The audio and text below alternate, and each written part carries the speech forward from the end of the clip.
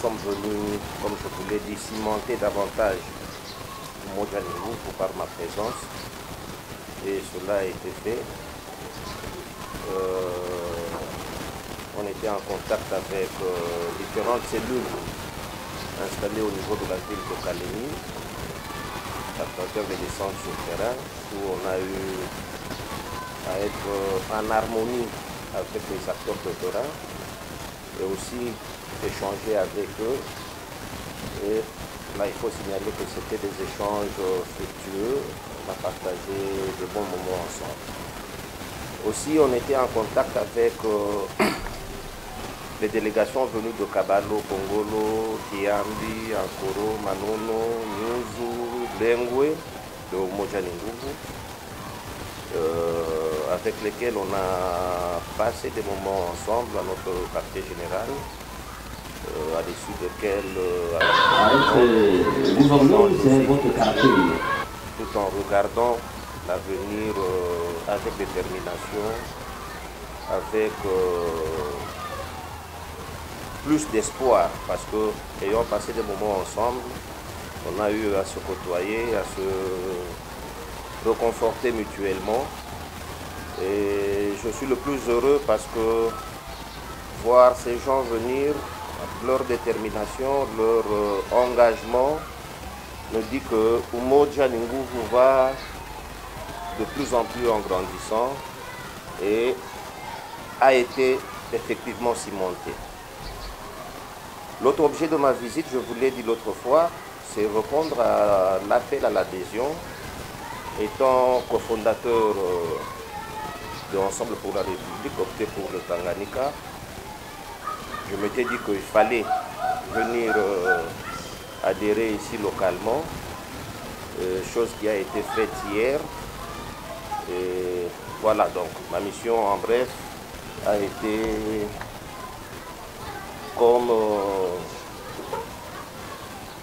dit à mon arrivée à l'aéroport, clôturée en beauté.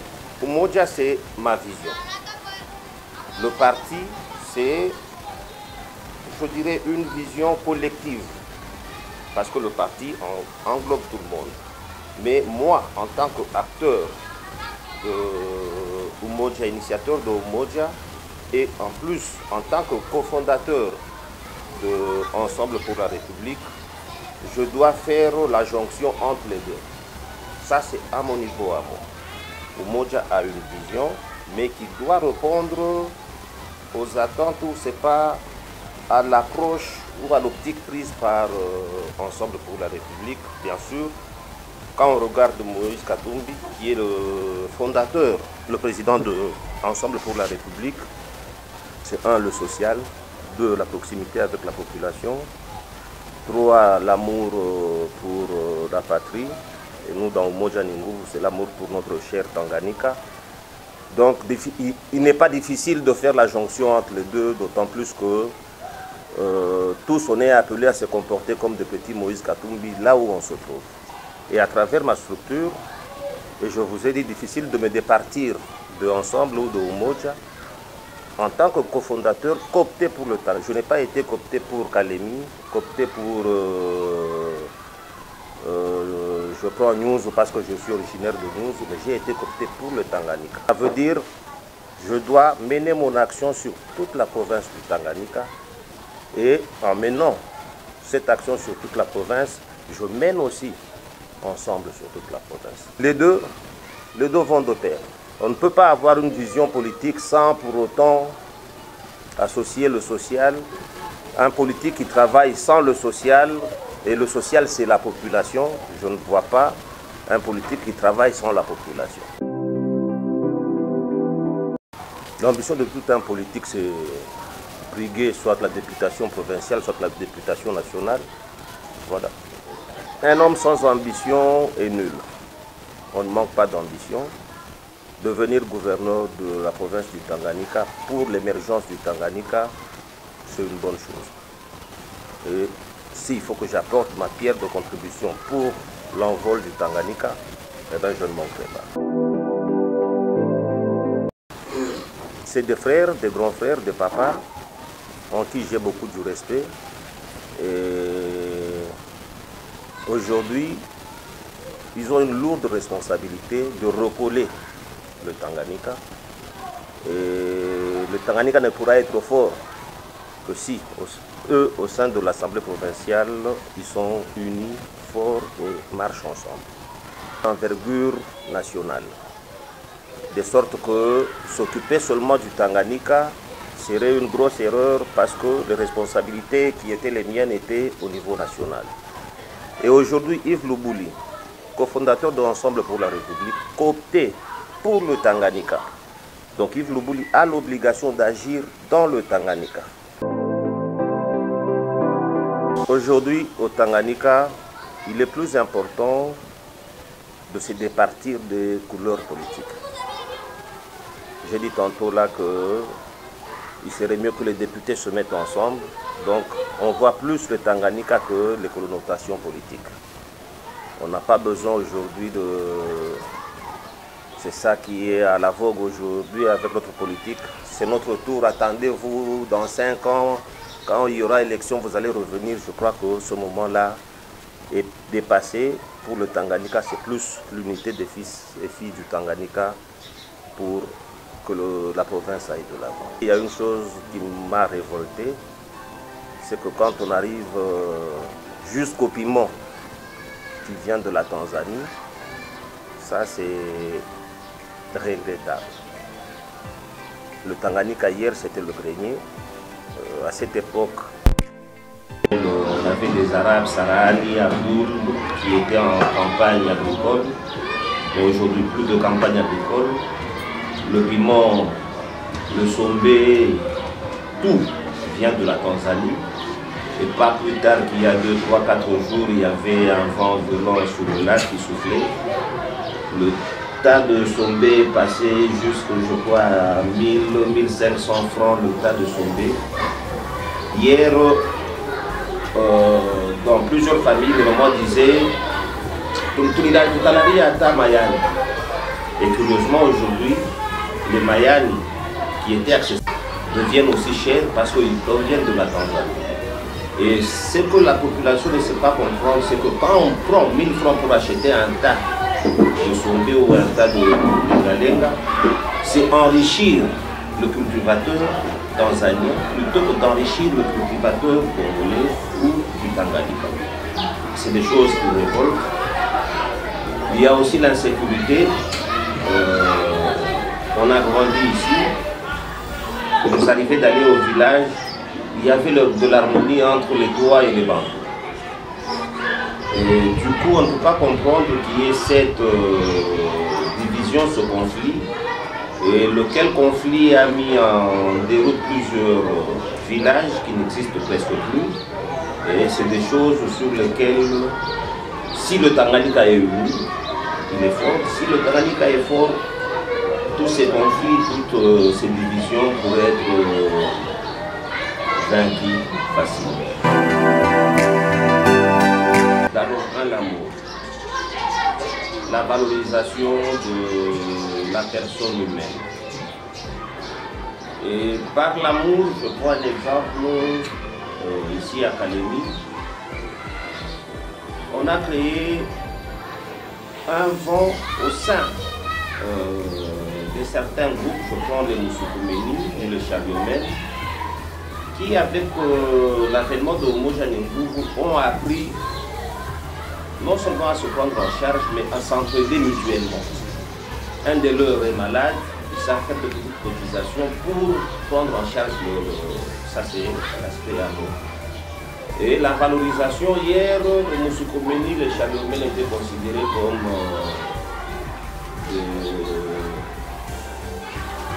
des gens de seconde ou troisième ordre. Alors que dans le vécu quotidien, nul ne peut se passer d'eux. Tu as un sac, tu achètes un sac de 100 kg de maïs ou de haricots, tu ne peux pas le porter sur la tête. Tu as besoin de Musukumeni ou du Chaliomène.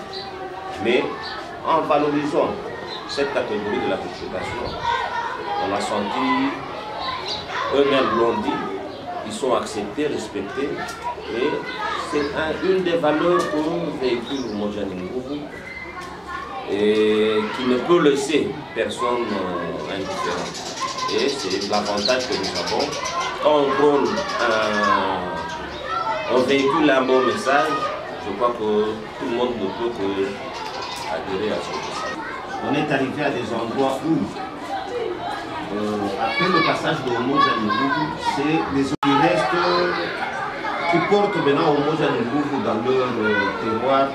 Et ça marque l'attachement de Umoja Nguvu à certaines valeurs, toutes les catégories de la population. La fin du monde dans la vie de quelqu'un, c'est une circonstance qui peut arriver dans la vie. Il y a un adage qui dit l'humilité précède la gloire. C'est plus facile d'être humble dans la vie que d'être orgueilleux. Être humble vous met en contact facilement avec tout le monde. C'est ma nature. Je ne fournis aucun effort. Je me rappelle, je suis toujours, une parenthèse, en contact avec les centres de Mazembe, qui un jour me diront simplicité et agonisation. Donc, je suis simple. Ça me permet d'être en contact avec la population. Dernièrement, j'étais avec les cambistes au niveau de Kisebo. D'être avec eux ensemble, tout le cas, la pandémie, ça a très facile pour moi parce que c'est une vie normale. La priorité, c'est d'abord la sécurité. Sans sécurité, on ne peut rien. Sans sécurité, les populations ne mèneront pas leur vie normale dans leur milieu respectif. Et la deuxième chose, c'est briser un peu cette lourde dépendance vis-à-vis des produits agricoles de la Tanzanie. Alors que nous avons des terres arables, alors que nos ancêtres nous ont légué et la terre et la force et l'intelligence dans le travail agricole. Et s'il faut parler social, le social c'est d'abord, comment on dit, le panier de la ménagère. Donc c'est parmi les choses qui sont à notre côté. Il ne faudrait pas chercher à avoir des programmes qui vont vous casser la tête, alors que d'abord il y a des actions sur lesquelles vous pouvez vous appuyer et qui sont à la portée de l'exécutif provincial.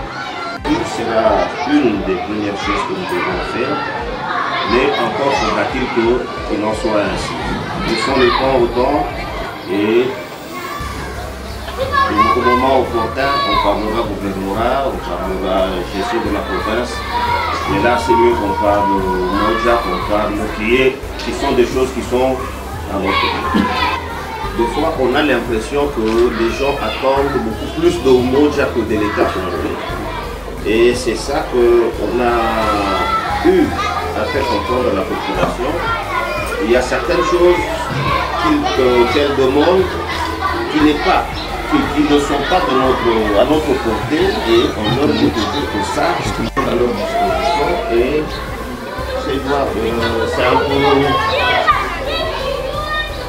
un peu ça. Les attentes de la population sont tellement grandioses qu'il faut nécessairement un exécutif fort qui soit. Alors il faut faire un lobbying, et ça au niveau de Umoja, on pourra le faire, un lobbying pour que la population soit plus importante. Umoja n'a que 3 mois d'activité sociale. Umoja n'a que, je dirais, moins d'1 mois en dehors de Kalemi. Umoja entrevoit des activités principalement pour mettre la population sur le chemin de l'agriculture. Umoja, par notre prise en charge de la population, permettre à la population d'avoir des activités génératrices de revenus. Et c'est comme ça qu'on a eu des formations dans le cadre de la fabrication de savon, de pain. On a accompagné nos membres personnes vivant avec handicap, avec un petit atelier de soudure. Mais on a constaté que, par exemple, dans la fabrication de pain et de savon, après la formation, rien ne se poursuivait parce que la population démunie n'a pas accès aux intrants pour pouvoir fabriquer les savons. Et ça, c'est un constat qu'on a relevé et on s'est dit qu'on doit très prochainement arriver à constituer un stock d'intrants qui leur permettrait de s'approvisionner, fabriquer soit le pain ou le savon, qui par la suite à venir payer après la vente. Et ça permettrait non seulement de former, mais de les accompagner durablement sur le terrain pour que leurs activités génératrices de revenus leur soient profitables. Et il ne faut pas aussi oublier, c'est peut-être le plan de Dieu, la main de Dieu qui nous accompagne. Aujourd'hui, le pays, en analysant les paramètres surtout sociaux, il n'y a rien qui marche. L'espoir, c'est Moïse Katumbi, pour moi. Et ça, c'est ma conviction. Je vais dire être membre de Umoja, c'est directement soutenir Moïse Katumbi. Umoja est, je dirais, une béquille de l'ensemble pour la République dans la province du Katanga. Et moi, fondateur de Umoja, je suis cofondateur de l'ensemble pour la République. Donc, de ce fait, étant de Umoja, on est censé, le bon sens, il faut savoir que tout celui qui est avec nous dans Umoja, et ça on le dit, dès le départ, on le dit, si on est dans Umoja, on est dans l'ensemble pour la République. Et partout où on est passé, on n'a pas eu de la peine par rapport à cet aspect-là, parce que on sent Moïse Katumbi, il est porté par la population. Et c'est facile pour nous, très facile. Et je crois qu'il ne faudrait pas que cet élan-là de candidature unique brise l'élan démocratique qu'a pris notre pays. Et surtout que le jeu démocratique se fasse dans toute sincérité et sans exclusion. Donc, je dirais la loi Tchani, pour moi, c'est la crainte ou la peur du lendemain dans certains chefs politiques au niveau national, que les énergies soient mobilisées pour que cette loi ne passe pas. Sinon, ça sera une cassure au sein de la communauté congolaise et la cohésion nationale sera mise en mal. Il n'y a pas seulement Moïse Katumbi, on peut parler de Jean-Pierre Bemba, on peut parler, il y a Adam Bombole, il y a Pembe, Didas Pembe, ils sont nombreux. Peut-être nous ne voyons que les métis alors qu'il y a aussi des noirs mais qui ne sont pas 100% congolais. Voyons plutôt ce que les gens ont apporté par le passé. Voyons plutôt ce qu'ils valent pour notre communauté, pour notre pays. C'est plus par rapport à l'apport de tout un chacun que le pays ira de l'avant, plutôt que par des exclusions. Et quand il y a exclusion, il y a frustration. Et quand il y a frustration, on ne sait pas ce que cela pourra engendrer par la suite. Oh, moi je suis à l'aise, je fais toujours ma réflexion. Nous ensemble pour la République, on n'est pas dans l'union sacrée. Là je parle ensemble pour la République. Ensemble pour le changement plateforme électorale et dans l'union sacrée. Donc, je peux dire moi, Yves Bouli, le fondateur de Ensemble pour la République, je m'attelle, je regarde plus 2023, l'union sacrée, la gestion du pays, c'est Ensemble pour le changement. Moi je suis d'Ensemble pour la République, donc Parlons ensemble pour la République, qui n'est pas concerné par l'Union sacrée. J'ai dit tantôt, les frustrations peuvent engendrer des situations que nul ne peut prévoir aujourd'hui. Voilà. Mais certainement, la fissure de la cohésion nationale. Et quand il y a cohésion nationale, c'est que c'est le pays qui est fissuré aussi.